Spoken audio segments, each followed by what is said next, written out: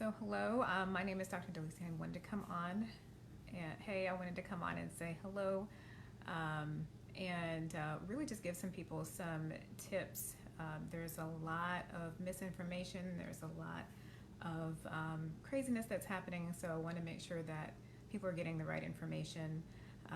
I have been doing telemedicine visits all day and all day yesterday and today, just doing telemedicine visits, answering people's questions and their concerns. So wanted to just come on and share some tips about really preventing this particular strain of coronavirus from affecting you and COVID-19 especially. So I'm Dr. Delacia Haynes. I'm the founder and CEO of Family First Health Center, award-winning entrepreneur and pioneer in the direct primary care space here in Daytona Beach, Florida. But really, again, just wanted to come on and share some things about coronavirus and ways that you can keep yourself and your employees safe. Just a few kind of facts about coronavirus in general is that so COVID-19, which is the disease that this particular strain, this new strain of coronavirus causes, is in the news, and there's a lot of areas and places that you can get information about it. It's really important that you're getting your information from reliable sources. I sometimes, because I tend to only go to reliable sources, I'm not always aware of what's going on, and until I talk to my patients and I get to see some of the information that they are believing and taking in. So again, just wanted to come on to just kind of share some information and make sure that people are properly prepared. It's really time to take precautions, and it's not time to panic. So that is the goal. Coronaviruses they're a family of viruses that include everything from the common cold to the sudden acute respiratory syndrome, which is what we get concerned about. So most people have been exposed to coronavirus in their lifetime. And again, it's in the family that does cause things like the common cold. And so the problem here is that this is a new strain of coronavirus that has not seemed to cause disease in humans before. So in December 2019, in the Wuhan province of China, this new strain of coronavirus was identified, and now it's become kind of a worldwide pandemic, which has caused a lot of sickness and has definitely disrupted markets worldwide and trade. And we have the foresight of being able to see what's happened in other countries, particularly in Italy. And that's one of the reasons that we are in a position where we really get to take precautions and make sure that that doesn't happen here. So definitely praying for all of the physicians on the front lines here, and especially praying for physician colleagues on the front lines and nurses on the front lines in Italy, where this disease really had, the COVID 2019 really has had some, a lot of deaths and impact. So it was really, I know that a lot of people are frustrated, but really it's about protection and about maintaining your health. So it's important to know that the vast majority of people who come into contact and are affected experience very mild symptoms. So the symptoms include a fever, so a temperature of over 100.2, and cough, and some people will get shortness of breath. So the fever and cough are considered really more mild symptoms, and they're self-limited. They really don't require medical attention. Those are the symptoms that you actually can stay home and self-quarantine for 14 days is what we're recommending. You want to make sure that you've got nutritious food, that you've got some meal planning, but you really don't want to be going to the barber if you have a fever and if you have a cough. You want to make sure that you're staying home, that you're not going out and going to get your nails done and your hair done and going to barber shops and that sort of thing. This disease is very contagious, similar to the way that coronavirus is spread in general. So really preventing large gatherings and really making sure that people have the opportunity to stay home is important. Most people who are affected are going to have mild symptoms and they do not require medical attention. If you have mild symptoms, please make sure that you're staying at home. So we want to make sure that people with more severe symptoms, people who have the shortness of breath and the lower respiratory tract symptoms, we want to make sure that our hospitals are available for them. And we want to make sure that people who have milder symptoms, again, are staying at home and staying quarantined at home.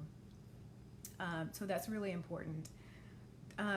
Really, you can do a lot to contain the spread, and that's the stage that we're really in right now, and what the next few weeks are really going to determine. And I'm really appreciative that the conference conveners and athletic tournaments are really taking this seriously and making sure that people aren't putting themselves in harm's way, and that we're doing everything that we can to contain this. So we can do some things to prevent, some things to contain. It's really important that we're doing both. So a lot of business owners were contacting me this week, and as well as employees. And on the employee side, your business owner is your boss is going to be happy to let you have some time off, so that they aren't having to close down their entire business operation for 2 weeks because they have a case and the CDC comes to close them down. So most business owners are really looking to make sure that their workforce is safe. So that's really important. And hopefully that some people are able to get some paid time off and that sort of thing, because that's one of the reasons that people are trying to go to work even though they're symptomatic.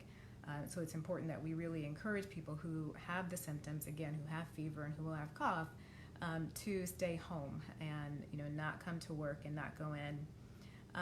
So there have been a lot of questions also about testing. So everyone who has a fever and a cough is not going to be tested and doesn't need to be tested. There are some states that have some drive-through test facilities. We don't have that in our county, here in Volusia County. Currently, the health department and the CDC is giving recommendations on who should be tested. And so you can go to their site specifically to look for that. But they're really still focusing on people who've had close physical contact with someone who is a laboratory confirmed COVID-19 case. So that's someone who actually has been confirmed, and they're kind of tracing that back. So those are the people that they're really focusing on testing. Some of the people who have been kind of had less direct contact are also getting tested, but they're not, the health department is not sending people out to the homes the way they are for people who have had close contact with people who are laboratory confirmed COVID-19 affected, or people who have gone to the countries like China, Italy, Iran, Korea, that are high on the list as far as COVID-19 goes. So this is one of those areas that is changing rapidly. So this is one of those areas where we'll have to kind of pay attention and see what happens next. But regardless of the availability of testing or not in your area, we can all take precautions in terms of preventing the spread. And so we really want to focus on that and just really containing it. We don't want to see what happens in other countries happen here. And it's really important that people are not selfish, which is hard because it's sometimes part of human nature. But we have to look out for, we have a lot of people around us who are immunocompromised, who may be pregnant, who may be cancer survivors, who have low white blood cell counts, people who are elderly, and it's really important that we're looking out for them and for their health. So if you have cough, if you have cold, if you have cough and you have fever, you really want to make sure that you are not interacting with those individuals. And that's one of the reasons that we're really encouraging more what we call self-isolation. So not going out to the movie theaters and not going to large social gatherings. A lot of the meetings and those types of things have been canceled or have gone virtual to really help people to reduce the risk of spread and really to help to contain this. because it's true, like um, the best offense is a great defense, is what they kind of always say. And so, containment and hygiene are the two really important things that you can do. So you've probably heard this before, but it bears repeating that it's really important that you're washing your hands, and you're washing your hands vigorously with soap and water for at least 20 seconds. It's also really important that if you don't have access to that you're using hand sanitizer, alcohol-based hand sanitizer. Really important that you practice avoid touching your eyes, your nose, and your mouth. So we usually end up either having it introduced to us by respiratory droplets that are in the air, but more commonly it's on surfaces, and then we touch our eyes, our nose, or our mouth. And it's allergy season, so a lot of people are having itchy eyes and itchy noses and that sort of thing. So it's really about just being very cognizant about what you're doing with your hands. So that's important, and really try to avoid close contact with people who are sick. That's obviously easier for some professions than others, but important to do. Make sure that you are covering your cough if you have one. So either use a tissue, or you can try to do it into the crook of your arm. But if you're using a tissue, make sure you're throwing that tissue in the trash, and that you're washing your hands. And then also just cleaning and disinfecting routinely touched or frequently touched objects. So those are some of the basic things. And I just wanted to really quickly give kind of 6 tips, particularly to business owners, because definitely as a direct primary care practice, we take care of a lot of individuals, but we also take care of small business owners, and want to make sure their teams are protected. So the one thing you can do is make sure that you or try to have the ability for people to work from home. So again, I've been doing telemedicine visits, offering expanded telemedicine visits so that people can have access to us, and encouraging our companies that can. And obviously not every organization or every trade lends itself to doing things virtually. I know that I can't do virtual stitches. That requires me to actually physically put them in.